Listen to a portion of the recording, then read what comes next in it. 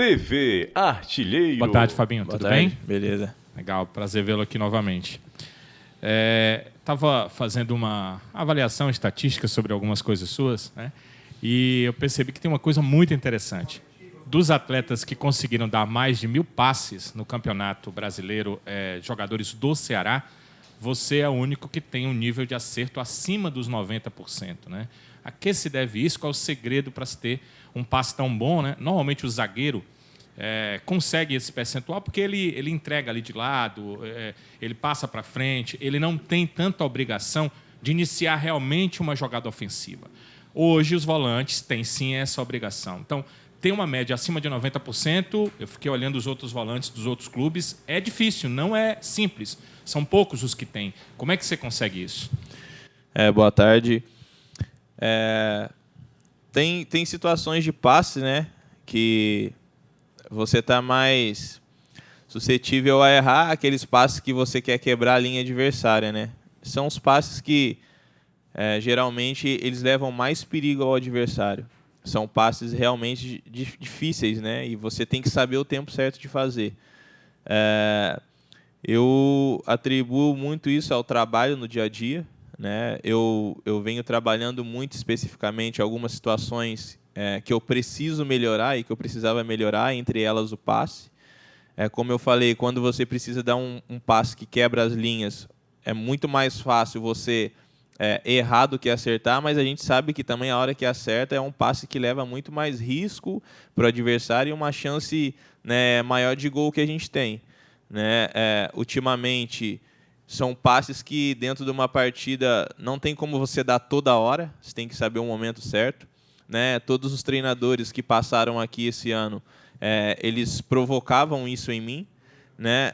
O Adilson também tem pedido muito isso ultimamente, para que nós volantes, né, os meias, no devido tempo, no tempo certo, a gente quebra essas linhas adversárias que a gente está mais perto de fazer os gols, né? Mas eu acho que isso é um mérito dos companheiros também, que vêm ajudando, vêm às vezes dando dica, né? Então, acho que quando você consegue trabalhar especificamente algumas funções, elas sobressaem automaticamente, né? Eu fico feliz de estar podendo, né, ter acerto nos passes.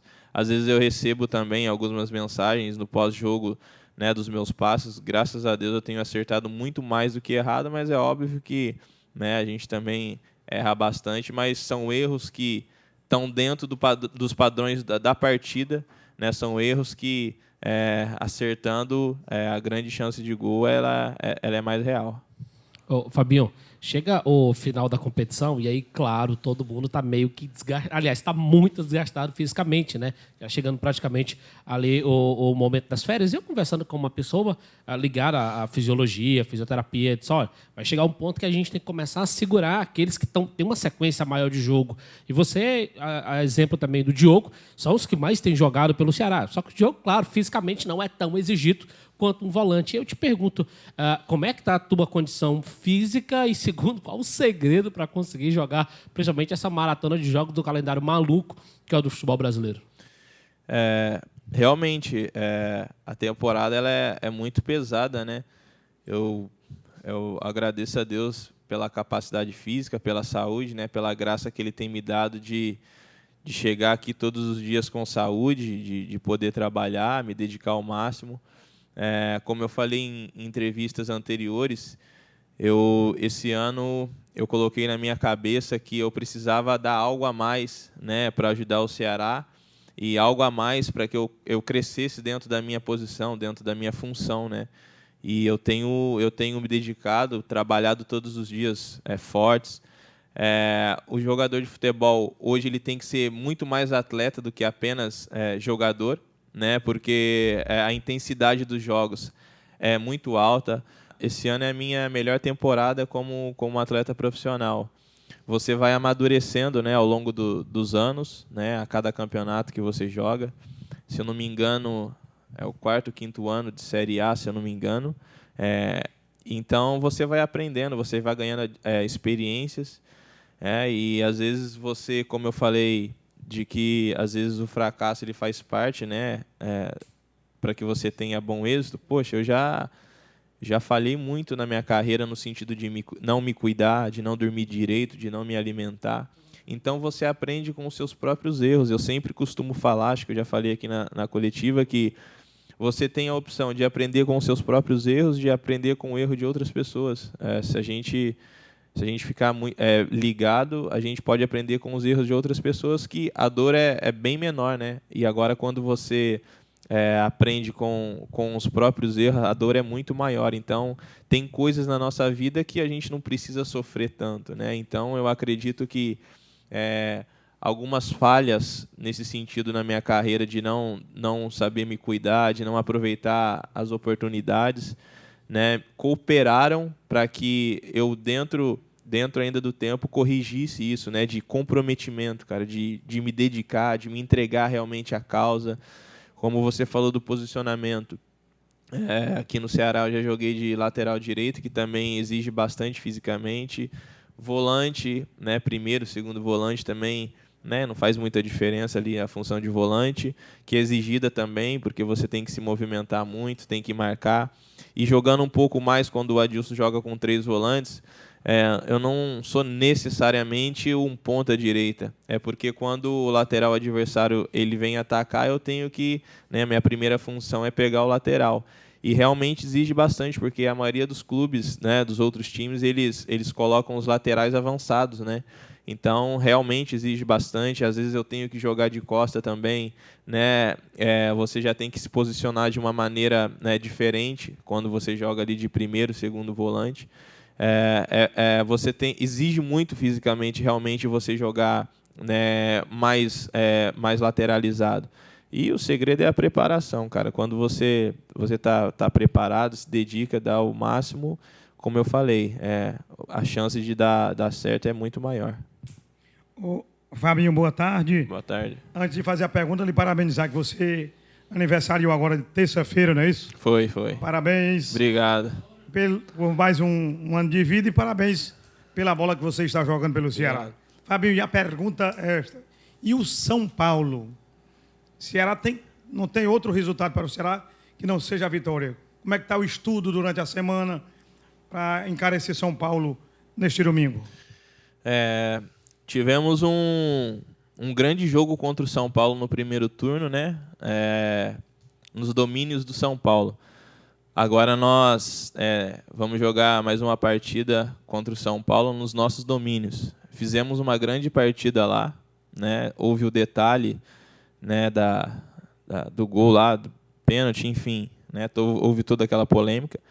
Isso mostrou que nós temos condições de jogar contra o São Paulo, assim como em casa nós jogamos contra o Palmeiras, contra o Grêmio, né, contra outras equipes aqui e vencemos também.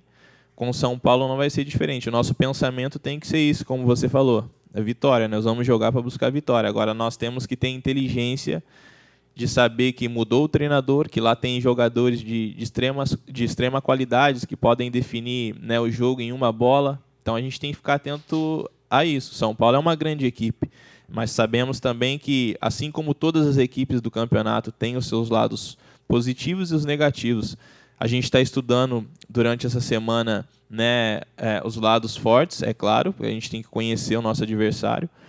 E isso te dá mais chance de ganhar quando você sabe os pontos fortes do adversário. E também explorar o lado que eles têm de negativo, né? Então, o professor Adilson está trabalhando em cima da equipe de São Paulo essa semana.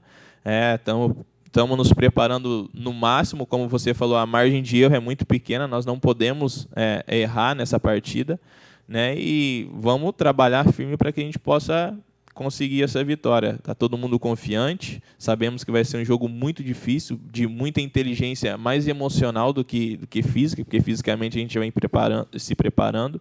Então, acho que psicologicamente vai fazer muita diferença, né? Então, eu acredito que nós temos tudo para fazer uma boa partida e trabalhar para ganhar da equipe de São Paulo. Fabinho, tudo bem? Boa tarde. Minha pergunta cai dentro desse teu mote. Vou pegar o mote no finalzinho dessa tua resposta aí.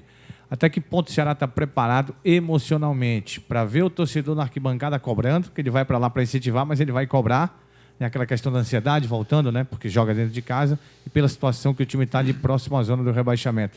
Até que ponto, eu queria que você explicasse um pouco mais, o Ceará tem que estar, não digo que já está, mas tem que estar preparado emocionalmente para vencer o São Paulo.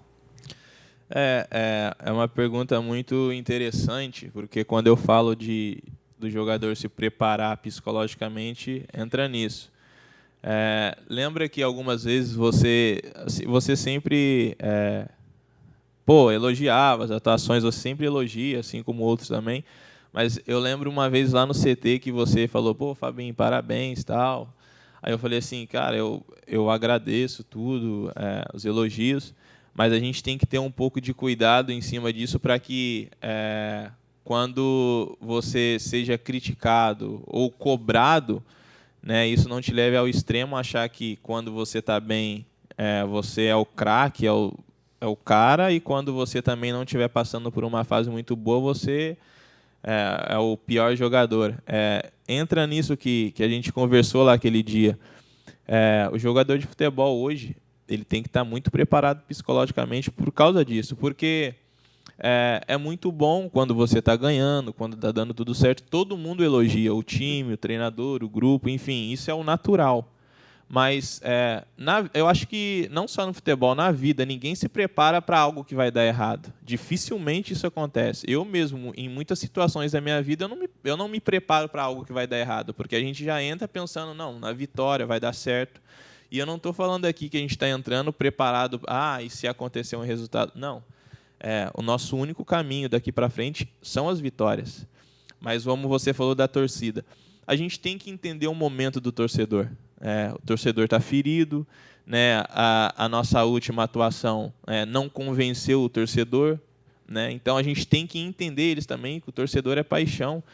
Nós jogadores, eu falo, quando eu entro num clube, eu me comprometo com tudo, com o horário, no dia, porque o respeito com o torcedor, ele não é no dia do jogo, entendeu? O respeito que eu tenho com o torcedor, isso é a minha maneira de ver, é no meu dia a dia de trabalho, é quando ninguém vê. O torcedor não vê o horário que eu chego ou que os atletas chegam, entendeu? Então, essa é a melhor maneira de você se comprometer com o clube. O que acontece ali no domingo é reflexo de algumas coisas que cooperam, né, para a semana, no dia a dia. Então, assim, a gente tem que se ligar nos detalhes do dia a dia, já sabendo que o torcedor, ele, pelo momento que a gente vive, ele pode nos aplaudir, como também pode nos vaiar, nos cobrar. A gente tem que ter a coragem de enfrentar esse desafio, porque é um desafio. Porque imagina, um jogo difícil contra o São Paulo. Qual é o jogador, falo do Ceará, ou até mesmo do São Paulo, dentro dos objetivos que eles têm, qual é o jogador que vai querer falhar? Quem vai ser o bode expiatório? Entendeu? Então, assim, entra numa linha que nós temos que ter a coragem. É por isso que eu me preparo. Eu me preparo, assim, nesse tipo de desafio, porque é um grande desafio emocional. Eu me preparo no que eu ouço durante a semana, as pessoas com quem eu ando, se são positivas ou negativas, entendeu? Então, isso tudo coopera para que no domingo a gente enfrente esse lado emocional nosso, porque a gente tem que dar o nosso máximo, a gente tem que dar tudo nosso ali no domingo, entendeu? E ainda assim, às vezes eu posso errar um passe, 2 passes, a torcida já começa a falar, e eu tenho que entendê-los pelo momento e não me abater por isso. É fácil? Não é fácil, é difícil pra caramba, mas é como eu falei, ter coragem. A gente vai ser um jogo onde nós vamos ter que jogar com inteligência e também ter coragem, porque nós sabemos que um resultado positivo, e dependendo das outras rodadas, vai nos colocar num patamar dentro do nosso objetivo muito grande. O Fabinho, boa tarde. O Ceará, ele não tem tido, com todo respeito aos times que estão já rebaixados e na zona de rebaixamento, os times que estão abaixo do Ceará, o Ceará não tem tido uma boa performance. Ele não jogou bem contra o Avaí, venceu, mas não jogou bem. Ele perdeu para a equipe da Chapecoense, quando não era para ter perdido. Perdeu para o CSA lá, mas contra as equipes consideradas grandes, o Ceará tem tido boa performance, Fabinho. Isso, de certa forma, é um alento, é uma confiança a mais, já que o Ceará tem tido essa performance diante dos times considerados grandes? Como você citou sobre os jogos do Ceará contra times menores e maiores, como o nosso próximo adversário é o São Paulo, um clube, né, que todo mundo conhece pelos títulos, enfim, pela história do São Paulo, que engrandece o São Paulo. O pior inimigo, né, do ser humano é o seu último sucesso, né? Então, como o retrospecto foi em cima das equipes maiores, ainda mais jogando dentro de casa, que a gente conseguiu ter uma boa performance e conseguiu vencer a partida, então, talvez, se a gente se apegar somente a isso, a gente tem uma grande chance de falhar e perder o jogo no domingo. Nós temos que entrar ligado em todas as partidas, independente de seja São Paulo ou o Avaí, que já foi rebaixado, se eu não me engano, a gente tem que entrar ligado com todos os jogos. Ninguém tropeça em pedra grande, todo mundo tropeça em pedra menor. Porque, entramos contra a Chapecoense lá, nós no primeiro tempo tivemos um domínio maior no jogo, talvez inconscientemente a gente achou que a gente ia ganhar na hora que a gente quisesse. Esquecendo que o Grêmio fez o gol no final do segundo tempo, se eu não me engano. Eles saíram ganhando da equipe do Goiás, que tem feito um grande campeonato, tem batido aí grandes clubes. E isso a Chapecoense fez lá. O Goiás empatou, acho que nos últimos minutos, a partida 2-2. Então, assim, a gente tem que se ligar com todos os clubes. Talvez a gente tenha vacilado nisso aí, realmente, com clubes menores, talvez não tenha aquela concentração que a gente tem contra um São Paulo, contra um Corinthians. Enfim, os nossos próximos adversários são times que realmente brigam na parte de cima da tabela, tem um campeonato diferente. Então, a gente não pode ficar se apegando ao nosso último sucesso, né, contra um clube grande, porque se a gente achar que vai ser tão fácil assim, não vai ser um jogo difícil pra caramba. Os caras têm muita qualidade, jogadores que podem definir numa bola. Então, a gente tem que, sim, ter esperança, porque a gente teve bom êxito contra esses times, mas a gente não pode se acomodar em cima disso, porque não foi fácil e nem vai ser fácil. Boa tarde, Fabinho. Boa tarde. Eu sei que para o torcedor, para algumas pessoas, aquele sinalzinho de alerta foi ligado, né? Mas o Ceará só depende ainda das próprias forças para conseguir o objetivo lá no dia 8 de dezembro. E um dado, acho que muito relevante nessa campanha, é que nas 33 rodadas disputadas, o Ceará só ficou uma na zona de rebaixamento até agora. Você acha que esse dado, esse aproveitamento fora da zona de rebaixamento é um merecimento para o Ceará não cair? O Ceará não merece cair, Fabinho? Sem dúvidas nenhuma, pelo campeonato que a gente vem fazendo, eu acredito que não mereça cair. Claro que não. Eu vou citar essa entrevista aqui. Eu me recordo que nós fomos no primeiro turno jogar lá em Belo Horizonte. Eu estou falando dessa entrevista até porque o Edilson é meu amigo, eu conheço a família dele. Eu lembro que no momento, até pela história do Cruzeiro, o Cruzeiro sempre brigou lá em cima. Mas as projeções que o Edilson fez naquele momento foi o quê? Não, vamos enfrentar o Ceará. Acho que eles tinham vindo de uma derrota, não me lembro o campeonato que era. Né? O Ceará tem projeções diferentes da gente no campeonato e tal. Né? Eu não levei isso pelo lado pessoal, porque, né, nos últimos anos o Cruzeiro vem conquistando os títulos nacionais e ele falou de uma forma natural. Eu acredito que ele não falou menosprezando ninguém aqui. São as projeções que todo jogador ele faz no início da temporada. Foi o que o Cruzeiro fez. Olha o campeonato que o Cruzeiro vem fazendo. O campeonato brasileiro é muito difícil, cara. Não tem como você cravar assim, esse time esse ano vai ser campeão, né? Com exceção do Flamengo, que tem feito uma temporada diferenciada, né? Que já está alguns pontos aí na frente. Mas, né, aqueles clubes que estavam lá no primeiro turno, até no final do primeiro turno, ou até aí nas rodadas passadas do segundo turno, estavam ali em sexto, sétimo. Você vê o Atlético, que já está na parte de baixo também, entendeu? O Bahia deu uma grande arrancada, mas também começou a dar uns tropeços. A Série A é muito difícil, cara. E o Ceará, ele tem feito, né, ao longo da temporada boas partidas. Eu me recordo aqui partidas que a gente não acreditou que a gente perdeu, cara, porque fizemos um grande jogo, né? E outras partidas também que a gente não fez uma boa partida, como o amigo citou contra o Avaí, a gente não fez uma boa partida e venceu. Então, assim, é um campeonato que você não tem como cravar, esse aqui vai ser campeão, ou vai acontecer isso mais no meio da temporada, no início da temporada, né? Então, eu acredito que nós não vamos, né, entrar nessa zona do rebaixamento. Agora, falar é uma coisa, fazer é outra. Então, eu tenho que expressar com os nossos trabalhos, né? A gente tem que trabalhar, a gente tem que dar resultado para isso, porque senão eu vou ficar falando aqui, aí semana que vem eu venho, vou ficar falando a mesma coisa. Então, assim, os nossos resultados, ele tem que falar mais alto que a nossa voz. Entendeu?